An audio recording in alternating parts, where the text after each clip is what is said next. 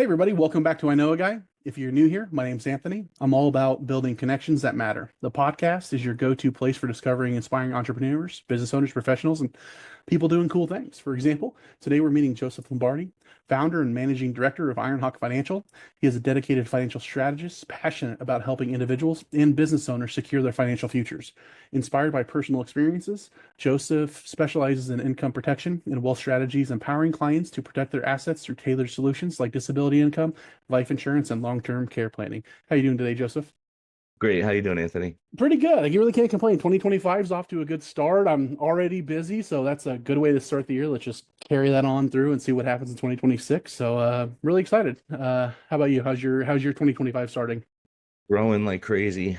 It's so much fun. I can't tell you when you're living in God's energy within, your path. It's not even work. It's just fun. It's fun and it can be hectic too. You can kind of feel like you're just holding on, just taking the ride. So that's awesome. Well, to start off, where are you located? Where are you calling in from? Cheshire, Connecticut. Okay. Are you a lifer? You've been there forever? You're newer to the area? Yeah, I pretty much lived most of my life here. Grew up in Florida, and then when I was four, my parents divorced. I came up here with my dad. Okay. Awesome. Well, how do you like Connecticut? It's a really safe state, free of a lot of weather issues. We don't really get tornadoes or hurricanes. There's a lot of money up here. Um, there's some good people, but there's a lot of rich, snooty, snobby type people. But other than that, I keep my circle tight and yeah, it's a good state. Yeah. Yeah, no, tornadoes they definitely hit close to home, literally here in Iowa. So I get being in a safer area. So awesome. Well, what's fun there? I've never been to Connecticut. If somebody's going to visit, where are you taking them? What are you doing? Restaurants, that's why we're all overweight up here in the north. Casino, movies, that's pretty much it. Like there's not much. Like springtime, summertime is great for hikes and they got really nice waterfalls and mountains and but it's winter here like 5, 6 months out of the year. Like it's snowing right now. So I have 40 acres of Cheshire Trust land behind me, so I go for hikes back there when it's snowing, which is really nice and pretty, but there's not much to do. It gets dark at 4:30, in the afternoon, and then it's like, okay, kids are home from school. It's pitch black. What do we do?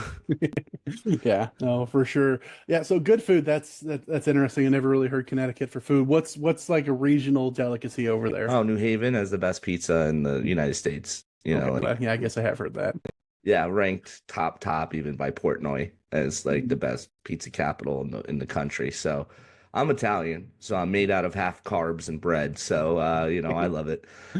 Yeah, no, yeah. You said New Haven. I'm like, actually, yeah, you're right. He does. David Portnoy does rant and rave about it. It's his top tier S tier. So yeah, awesome, awesome. Well, what can you tell us about what you do?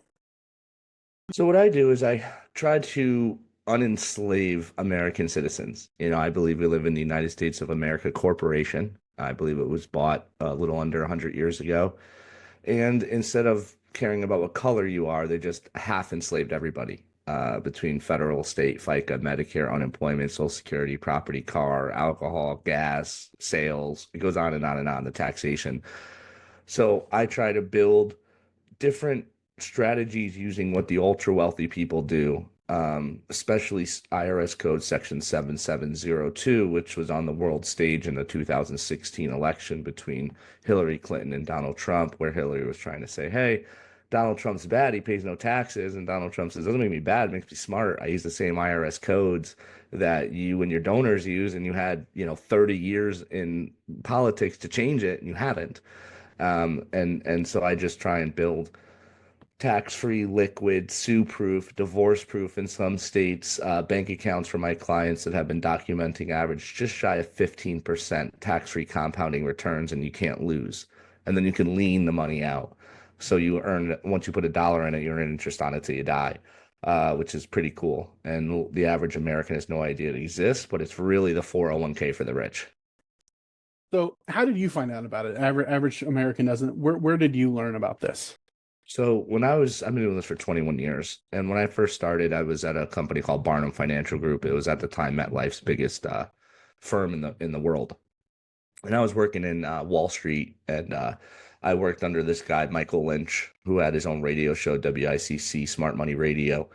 And he taught me everything. And I would bring him clients, and I would just sit there, and smile and nod and keep my mouth shut and let him just do his thing. And I worked with him for a little over a year, learned everything from the presentation, the illustration, the application, the software, how to build it. And then I basically just started running, and I have thousands of clients and billions of dollars of protection rollovers in my career in these strategies.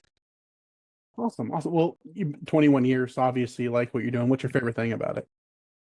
What I like is when I get to leave a family or an individual or a business in a better financial situation, knowing that if something happens out of their control, they're going to be financially fine when they're dealing with an emotional crisis, like a sickness, an ailment, a disability, a death. The I lived it where my mother died at 52 years old, cirrhosis liver from alcoholism with no life insurance. My dad fell 3 stories off a ladder, lost a $25 million construction company with no disability. My grandmother had a stroke, led to dementia. She lost $4.2 million. My grandfather's estate to a nursing home. She had no long-term care. That took my grandfather 35 plus years to build that nest egg that was stolen in 6.5 years. If you fail to plan, your plans to fail. And unfortunately, a lot of Americans can't even get out of credit card debt, let alone do long-term financial planning. Yeah, and none of those stories is the first time any of us have heard about it. This isn't an uncommon thing. We all know somebody that's had exactly that happen, and that's is what's unfortunate is we're kind of not taught, how to handle that stuff. We figure it out as we go, and unfortunately, a lot of us only figure out after the fact. So I guess, for people out there that are like, well, if this isn't something that I've heard of already, it's probably hoopla. But you're right. A lot of the more wealthy folks in the country, they've been using it for as long as it's existed. What do you tell those people that are like, I have a 401k or I have Social Security, that's all I'm going to need? I will let them know that we owe $37 trillion in debt as a country. We owe another 42 trillion in Medicare debt, 29 trillion in Social Security debt, $230 trillion in US unfunded liabilities, which can all be found by going to usdebtclock.org. And then if you were to go to Google, type in 100-year tax bracket federal picture, you'll see that the highest marginal tax rate in the 1980s when I was born was 70%. The highest marginal tax rate in the 60s was 92%. Whenever there's a world war, taxes hike up about 50 to 60% higher in the coming years after a world war. That's why I think they're trying to push World War III, because it's the only way to get us out of all this debt we're in. So if you understand that and all of your money is high feed, illiquid, high tax, all in the market, and no downside protection, you're putting all your eggs in one basket. And when the market's up, like it has been the last 18 months, you're a hero. But when the market has a huge correction and you start freaking out because you're down hundreds of thousands of dollars in your retirement, if not millions, so now you're selling to try and stop the bleeding. What you ultimately did was buy high on the way up because you're doing dollar cost averaging. And then you sold low out of fear on the way down. And, your average rate of return over a 30-year period for somebody in 401k is in the threes. And if inflation's running at 7, and then you have to pay tax on that 3.5%, 4% on average you make over 30 years, you're losing 5% every single year on your money. And the wealthy, they realize, the two biggest risks to any type of asset, doesn't matter if it's retirement, doesn't matter if it's any asset, is taxes and market loss. Those are your two biggest risks. This strategy eliminates both. So when you're looking at an average client, a lot of people are like, well, that's nice for the rich people. I can't afford to do that. What do you tell those people? Like, who can use this? Well, unfortunately, some statistic I read was something close to 60% of American citizens can't even afford a new set of tires if they had to pay for them in cash tomorrow. So it's not for everybody, right? But you have to understand this is a trillion with a T, $1 trillion industry. And if the average American doesn't know it exists, where's all that money coming from? It's coming from the ultra, ultra rich. Well, you can use the same strategies and codes they're doing on a smaller scale. Yes, you don't have Shohei Ohtani's money where you can put $700 million into it because he signed a deal to play for the Dodgers, right? But I have clients who do 250 bucks a month, 500 bucks a month, 1,000 bucks a month, the less than what's going into their Roth IRA, which by the way, this is actually called the rich person's Roth, and no, you don't have to be rich to do it. And you can go to Google and type in rich person's Roth Forbes, and two articles will pop up, one written by a certified public accountant and one written by a certified financial planner on this strategy that I've been doing for 21 years. So when you're looking at an average client and you're looking at those people like, okay, so you can do it at 250, you can do it at $500 a month. What does that look like for them in the long run? Let's say they're younger, they have their own business, they want to start saving for retirement, they want to put money in somewhere smart. What does that look like a real life example? Well, let's say they're putting away 500 a month, 6,000 a year for 30 years, 180K. The thing's been averaging 14.93% annualized compounding over the last 20 years documented. Let's just say you get 6%, right? The worst 25-year period out of the last 65 years documented, 6.94%. 180 is going to turn into roughly 800,000 in cash. If you leverage that account while you're still growing, you're going to save yourself at least 100,000, if not quarter million in interest, because you can use it to finance all your vehicles for you, your spouse, your children as they grow, and then pay yourself back. Um, and you would think, oh, 800,000, a million, that's not a ton. If that was in a 401k, that's 2 mil. So what people get confused is they get confused with gross and net. They see a number on the screen and they're like, oh, I have 500,000 in my 401k. It's like, no, you don't. It says it right here. Fidelity says I have 500,000. No, you don't. Uncle Sam is has rights to half of that money.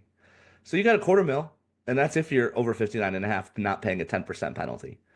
So people just have this misconception that when they see numbers on a screen, especially in an IRA, a 401k, SEP, simple pension, deferred comp, 403b, 457, they think, oh, I have that money. It's like you do not have that money. It's not yours. So it's trying to understand that the money that my clients have with me is theirs, 100% of it, principal and growth. And if they need the money, they now have a way to save, as I said, hundreds of thousands of dollars in interest. Well, how can they do that? Well, let's say you wanted to take out a $60,000 Ford truck for a business or just because, you like a pickup truck. You're going to pay Ford of America somewhere in the ballpark of 8 to 12% over 6 years.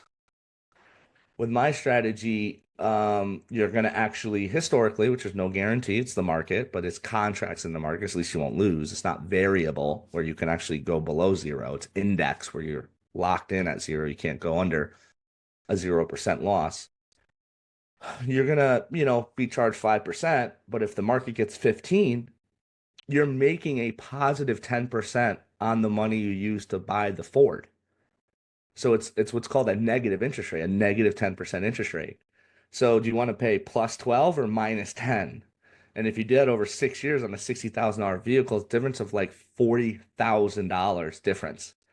And that's not a vehicle, let alone your mortgage, let alone any other things you take loans out for, like Lending Club or Lending Tree at 17.99 or Visa or MasterCard at 29.99. You can see how leveraging this is going to bring an insane amount of wealth back in your pocket. A lot of people hear that and for the first time, or maybe they've heard of the concept before, and they're like, that just seems too complicated. How in depth do they have to get with it? Like how, on a day-to-day basis, how much are they thinking about, those specific details? I think people don't have any idea what a 401k is. I'm still waiting for one person to tell me what the heck a 401k is.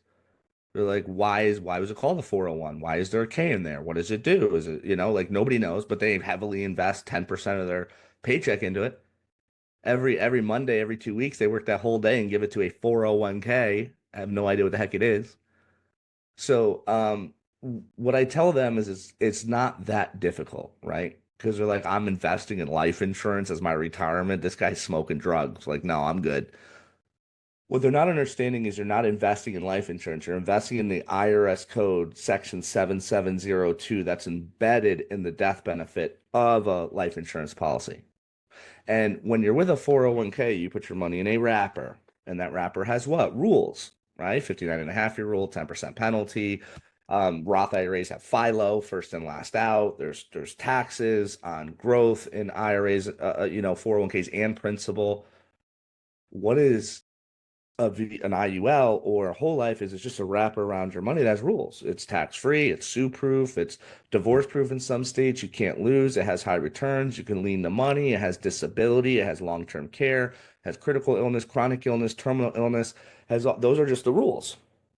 So when people get out of, let me do what everybody else is doing, look around. How many 65 to 70-year-olds, A, do you know, and B, that are thriving in retirement? Look at your grandparents. How are they doing? People have too much faith in the government when the government is set there to take from you. It's a monopoly. We give to the government. I mean, look at Social Security. If you invested your own money in an S&P fund, you'd have 8 times the amount of money. What do you think the government's doing? They're investing in an S&P fund and stealing 7x your retirement account. And on top of stealing that money, they're then taking from the Social Security fund to the tune of $27 trillion they stole from us. And they're our friends, the same ones that kill and bomb innocent children and women overseas, ones that have insider trading, that know that there's a bill going on, and people like Nancy Pelosi are worth $250 million on a $158,000 annual salary. I know a bunch of people make $158,000 a year. They're not worth $250 million. So if you have to understand, when you look at the great thing, they're not your friend. And would you want to go in monopoly, or would you want to go in a open free market where you have companies fighting? You have New York Life fighting with Guardian, fighting with National Life Group, fighting with Allianz, fighting with Fidelity, fighting with F&G. All these companies are all fighting for your business, so you're actually going to get a good product. The government doesn't fight with anybody. So they're going to build it to screw you and benefit them. And then they're going to incentivize employers, or not incentivize them, force them that if they don't do a 401k with over 10 employees, 25 employees, you are going to have an issue with the IRS and possibly lose your business or go to jail. So whenever somebody makes you do something with a gun to your head, it's usually not in the best interest of you. Let's just put it that way. So we talked about growth, we talked about a lot, but you mentioned some stuff in there. You said something about critical chronic terminal illnesses. What is that? How does that help further protect these individuals? So, like, let's say God forbid, you're diagnosed with cancer, right? You have a heart attack, you have a stroke. They're just going to cut you a check for $1 million in cash, depending on your death benefit, while you're still alive. Let's say you're in a bad car accident and you are in a wheelchair, you can no longer work anymore. They're just going to accelerate your death benefit tax-free and give it to you while you're still alive. People have a big, big misconception with life insurance and death insurance. They think they're both the same. They are not. Death insurance only covers something if you die. Life insurance covers hundreds of things while you're still alive. And I think that's a big misconception our general public has when they think of life insurance in general as death insurance only. Yeah, that's super important because you said you lived it. Your dad, he lost he fell off the ladder, lost everything. If he would have had a plan in place that would have able to support him while he was recovering, that's huge. And a lot of us don't realize that that's an option. You think, hey, I have X amount to bury me. I have my money here. If something happens to me, I'll just draw from it, or I'll just do X, Y, Z. But like you said, that's not the best plan. So what about power partners? What are other industries or other professionals that you're able to collaborate well with? Maybe you handle certain areas, they handle the other, and you guys can synergize very well. The biggest has to be estate attorneys, estate planning attorneys, property casualty specialists, because I'm licensed. I just don't do it, but I have a team that does auto and home and business insurance, workman's comp, all that stuff. CPAs, accountants, I have strategic alliances with. Those have been the best because you're already dealing with somebody that you trust, and then they're referring you to somebody that they trust. So when you have that level of loyalty, respect within a different organization, and it's a good referral, that person's already vetted, right? There's no strategic alliance I have in my organization, which there's hundreds of them, literally hundreds of them, that I haven't vetted. I haven't met the owner. I haven't looked them up. I haven't seen their ratings. I haven't, had shared clients that, how'd you like working with Bob? Oh, Bob's great. I mean, when I do fact finders with all my clients for the last 21 years, I've done, God, uh, 4 or 5 thousand of them. One of the questions is, do you have an accountant? Are you happy with them? Do you have an attorney? Are you happy with them? And I get to learn, oh my God, this guy Troy, he is amazing. He owns this accounting firm. My whole family uses him. We've been using him for 10 years. He's great. Well, guess who I'm going to call after I'm done meeting with that client? I'm going to call up Troy and say, hey, Troy, we have a client, shared client, and they had nothing but positive things to say about you. Are you interested in building a strategic alliance where, yes, there'll be another stream of revenue for your business, but also more importantly than that, you'll know that the people you're working with are in good hands because I'm 5-star rated on Google and I'm A+ rated on the Better Business Bureau and I won 27 awards and blah, blah, blah. And I have that credibility so that now it's sort of like the old 7 + 7 = 20, which a lot of people don't understand that.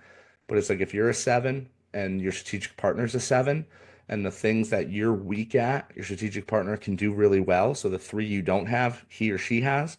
And then on the flip side, the 3 that I have that he or she doesn't have, we cover each other. Therefore, us coming together working turns me into a 10 because I'm working with that professional, and it turns them into a 10, which therefore 7 + 7 = 20. That's super important to realize, and I actually used that earlier because last time we talked, you had mentioned it, and I used it today, and I was like, "Yep, that's perfect." I really love that analogy, and it's definitely in my pocket now, and I stole it without remorse. So, what people need to have that mentality. There's the abundance mindset. Not every other profession, not every other entrepreneur out there is competition. A lot of collaboration can happen just having that mindset. So that's super important.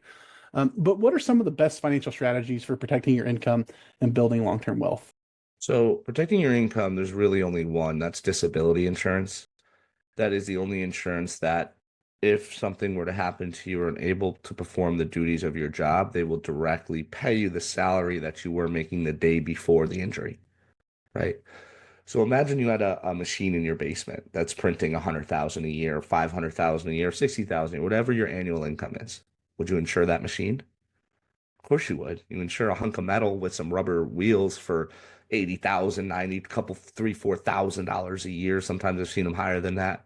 You insure worthless depreciating metal and rubber, but you are the machine, right? You are the one that's making all that money, right? If you the way I look at it is like you're the golden goose that's laying the eggs. And instead of insuring the golden goose, you're insuring all the eggs.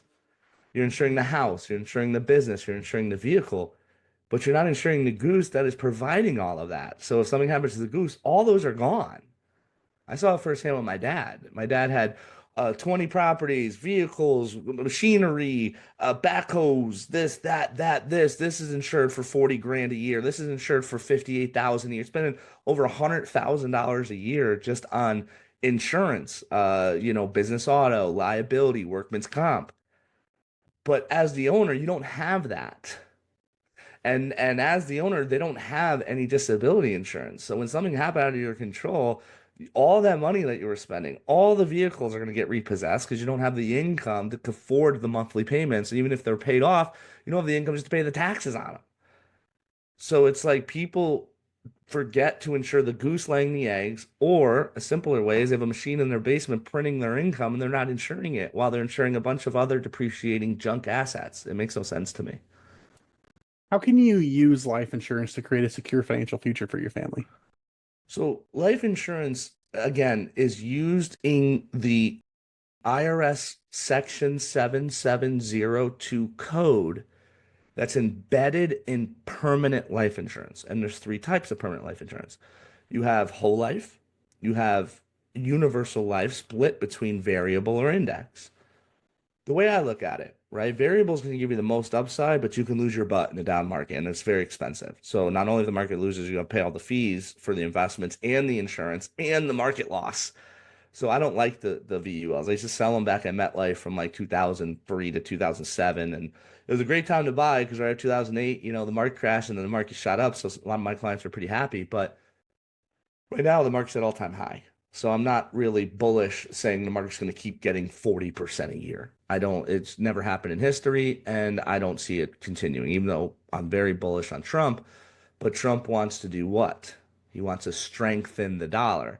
Well, in order to strengthen the dollar, it's going to hurt the stock market. And a lot of people don't understand that. And read about economics, and you'll understand that interest rates have a direct correlation to market returns. So when interest rates shot up, more money was printed.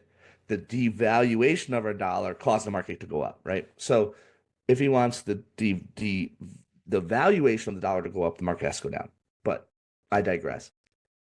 When you use life insurance as an asset, what you're basically doing is you're building your own bank. Infinite Banking, Rich Person's Roth, Be Your Own Bank, which is a book I've written. I've written 3 books, all on Amazon. Be Your Own Bank. There's a better way than a 401k, and long-term care without long-term pain, which, by the way, I'll offer all 3 of those books to any of your viewers absolutely free. They just have to send an email to Joe at Ironhawk Financial and just put free books. You won't be put on any type of email list or some spammy list. I'll send it to you. I'll have a link if you want to meet with me. Other than that, you never hear from me again. I just try and get this information out. So building your own bank to me is the most important thing you can do, which is a foundation. It protects you from the 4 things. And one of these is guaranteed to happen to you. Live long and then die early, get disabled, or need care. Sometimes 3 of those things happen in people's lives, which is sad. But so if any of those things happen, what if I live super long because I'm healthy and I just die at 97? Well, now you have a tax-free pension. What's better than a pension? A tax-free one. Okay, well, what if I die early? Well, now you're going to leave your family like $1 million. You're like, oh my God, I don't want to leave my family that much money. It's like, it's 50 grand a year for 20 years. If you have a 1-year-old, you have to pay for that 1-year-old till they're like 25, almost 30 now, because kids aren't moving out. They're all coddled and they don't have the same ambition we did. They're not beat like we were. They just don't. They're a little bunch, but I'm not, it is what it is. So you're going to give them 50 grand a year for 20 years. Whoop-de-doo. You're making 100. It's half your income for the kid's life until you would pay that anyway. So people have this misconception like, oh, I think a $500,000 will be fine. I make $250,000 a year. I'm like, so you pay them for 24 months, and then what does your wife and 6-year-old now do for the next 20 years with 0 income? Oh, I have to buy that much? So you don't do whatever, you don't have to do anything. But you want to actually protect what you have, right? So having that foundation, live long, tax-free pension, die early, have a death benefit, get disabled, they're going to cut you a check, right? For $500,000, 800,000, $1 million in cash. And then you can put that into an annuity, and that'll guarantee you a tax-free payment for life, right? And then what if I need care? That's the one that nobody thinks of, right? We come into this world in diapers. If you're lucky enough to live long, you go out of this world in diapers. There's no other way to do it.